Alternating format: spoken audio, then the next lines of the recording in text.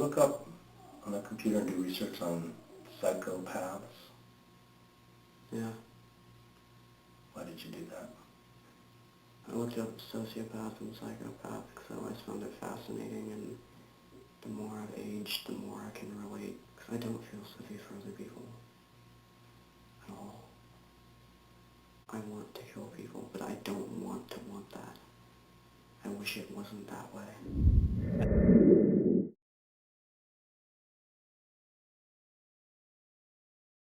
Marsh was born on May 14, 1997. He first made local headlines in 2008 at the age of 10 after receiving an American Red Cross Heroes Award for using CPR to save his father who was having a heart attack. Also in 2008, Marsh's parents underwent a contentious divorce due to his mother's affair with his former kindergarten teacher. It was at this point that Marsh's homicidal fantasies first emerged. Marsh then was enraged with the woman for whom his mother had left his father. He plotted to slit her throat or strangle her to death. And at the age of 10, Marsh also began to have dreams of killing people. At 11, he told a therapist about fantasies of torturing people and his desire to make those fantasies come true. When he was in 7th grade, he began threatening physical harm. In May of 2010, Marsh started seeing Dr. David Bessa, a clinical social worker from Kaiser Permanente. The intake form described Marsh as having nightmares and temper outbursts and being nervous and not liking other people. In August of 2010, he was prescribed his first antidepressant, Prozac. As Marsh entered his teenage years, he began using alcohol and marijuana. He went back and forth between his parents' homes until he was 14, at which point his father threw him out due to his constant drunkenness and marijuana use. Marsh's mother remained oblivious to his substance abuse. In October 2011, Marsh became anorexic, and the following month he was placed in an intensive outpatient program to treat the condition. Then the 14-year-old had gotten down to 93 pounds. Marsh was hospitalized for his eating disorder at the Berkeley Hospital from December 29, 2011 to January 25, 2012. His medication was switched to Lexapro and was then switched back to Prozac. Doctor noted that Marsh was having feelings of derealization with out-of-body experiences 4 to 5 times a week. And as time went on, Marsh's violent thoughts increased.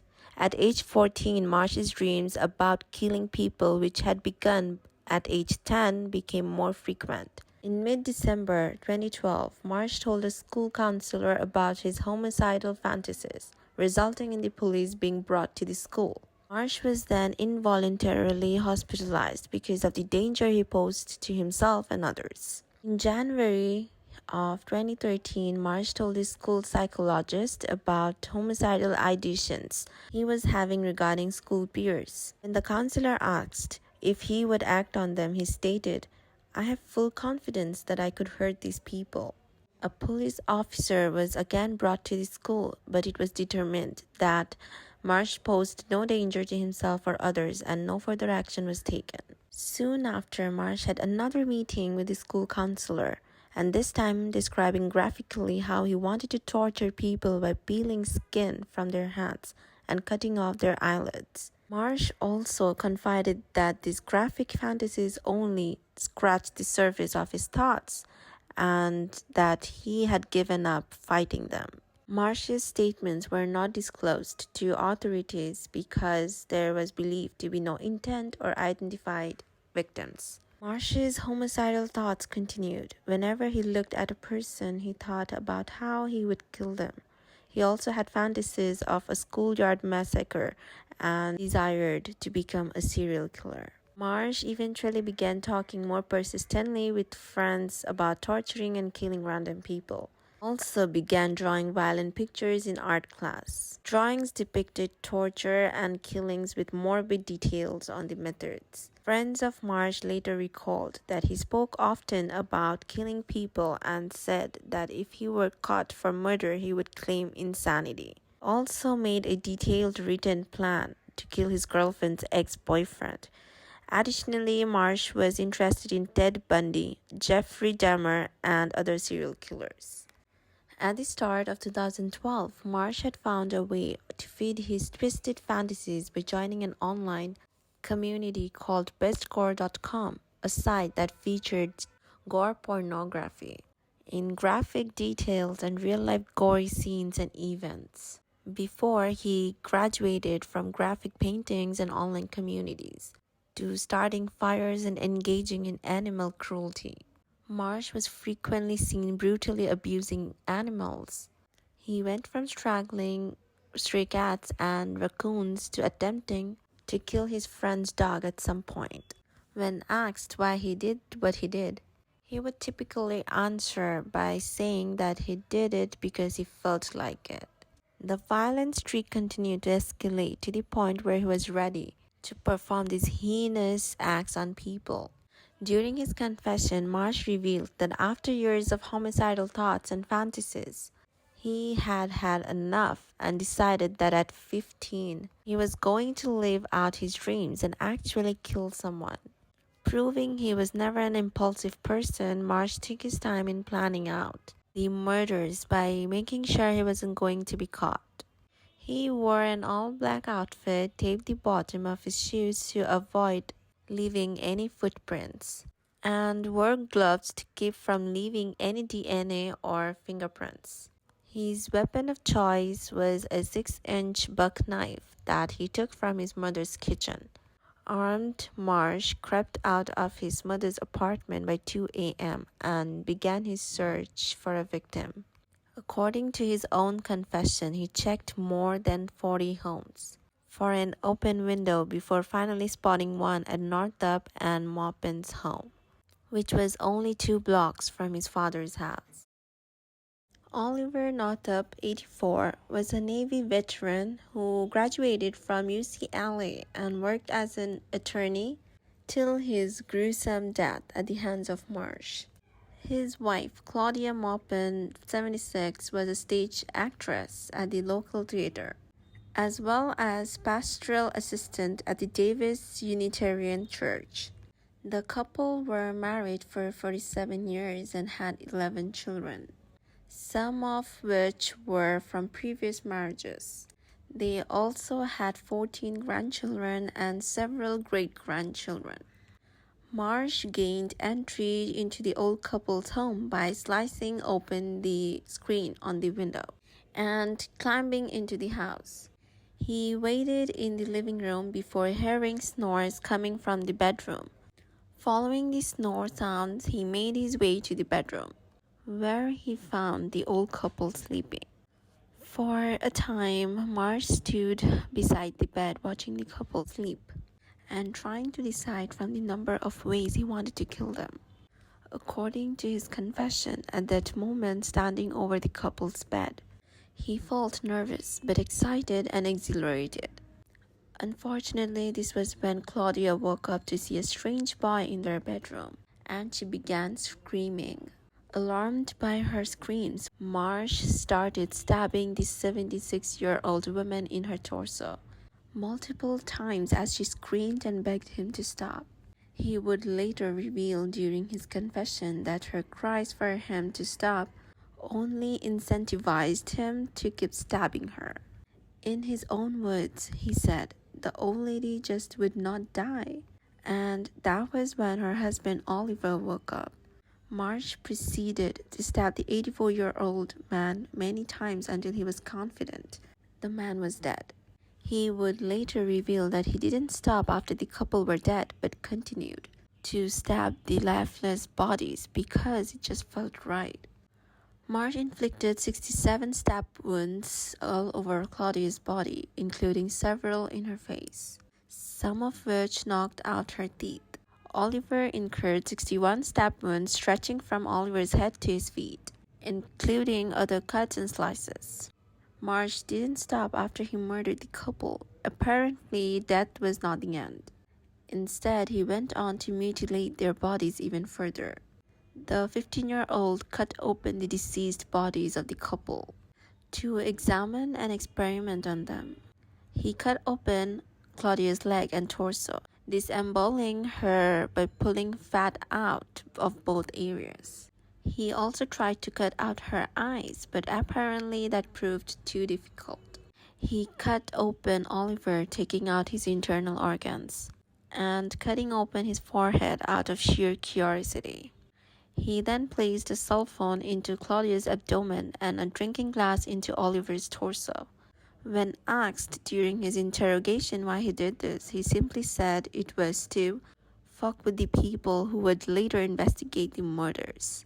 After he finished up with the couple, Marsh wandered around the streets looking for more victims, but couldn't find any at the time.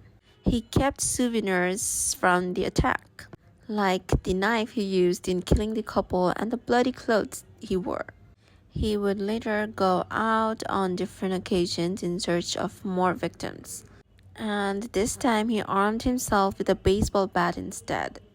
He revealed that his choice to change weapons was so that his subsequent murder wouldn't be connected to the stabbing of the old people.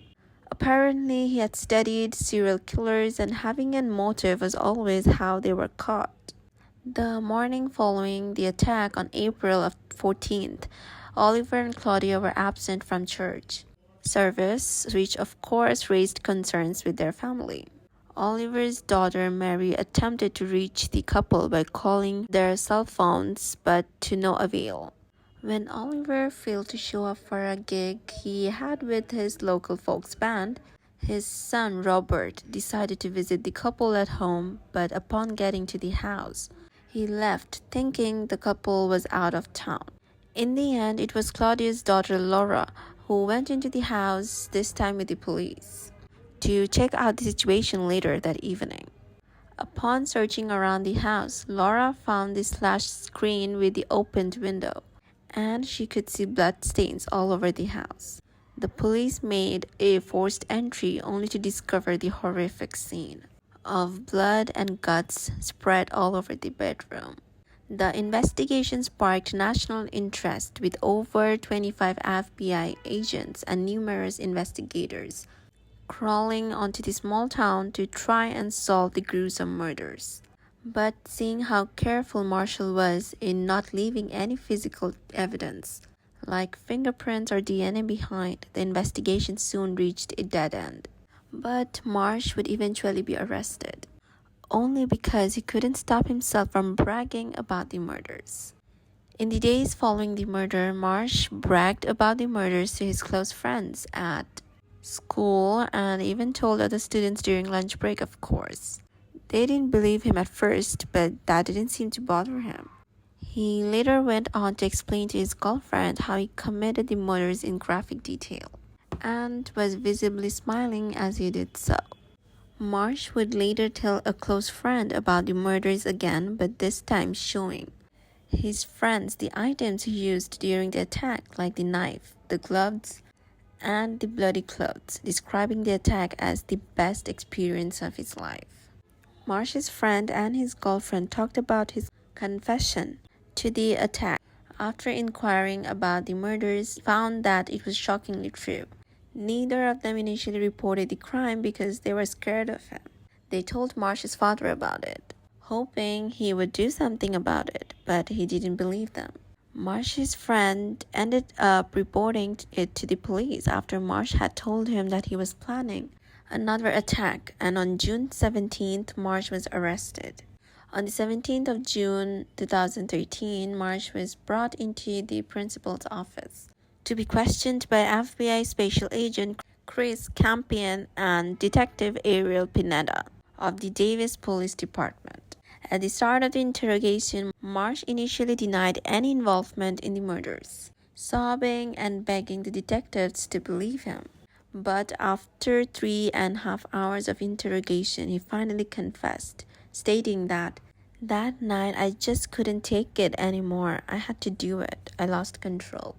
He explained in detail the entire crime, saying, I went into their bedroom, I opened the door, then I just kind of stood there over their bed, watching them sleep for a few minutes. My body was trembling. I was nervous, but excited and exhilarated. I was actually going to do it. I was there It was finally happening. He further described how he mutilated the couple, stating, "I cut open both of their torsos, you around here," points the two areas around his chest. "And in the woman, I put a phone inside of her and I put a cup inside the guy." During the interrogation, Marsh admitted that it was the best feeling in his life, stating, "It was pure happiness, and adrenaline and dopamine, just all of it, rushing over me. I'm not gonna lie, it felt amazing. It was the most exhilarating, enjoyable feeling I've ever felt." He also told the detectives that, "I don't feel sympathy for other people at all. Don't feel empathy for them." Did you ever look up on the computer and do research on psychopaths? Yeah, Why did you do that? I looked up sociopath and psychopath because I always found it fascinating, and the more I've aged, the more I can relate, because I don't feel sympathy for other people at all. I don't feel empathy for them, and whether I like that or not, it's the way it is. Just like, I want to hurt people, I want to kill people, but I don't want to want that. I wish it wasn't that way. In a bid to see things from Marsh's perspective, Special Agent Campion asked Marsh how he would go about killing him since he had thoughts about killing anyone he met. Marsh answered point blank without hesitation, "Just a lot of ways. Choking you to death with your tie, beating your face into the mirror until it broke, and using the glass to cut out your arteries, gouging your eyes out, and just smashing your face into the wall, nothing personal." And finally, Daniel William Marsh was convicted on 2 counts of premeditated murder and was sentenced to 52 years to life imprisonment. He tried to appeal by pleading insanity, but a jury found him sane and dismissed the appeal. However, the California State Legislature passed the Senate Bill 260 in 2013, which allowed juvenile offenders to seek parole after 20 to 25 years. This bill enabled Marsh to be eligible for parole after serving 25 years of his sentence. Another bill, the Proposition 57, which was passed in 2016, which allowed juvenile court judges to decide if a minor would be tried as an adult or in juvenile court. This law allowed for Marsh to appeal his case with the possibility of early release if a judge allowed it. The appeal was denied and Marsh remained in the adult prison system to serve out his complete sentence. Marsh had another hope for early release when Governor Jerry Brown passed Senate Bill 1391 in 2018.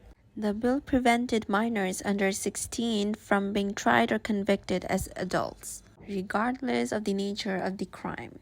Marsh's attorney saw an opening and appealed that the new law should apply to him as well.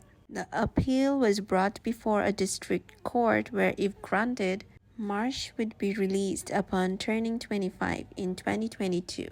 The case was dragged out in court for almost 2 years before it was finally dismissed in September of 2021, and Marsh remained in prison to serve out his full sentence.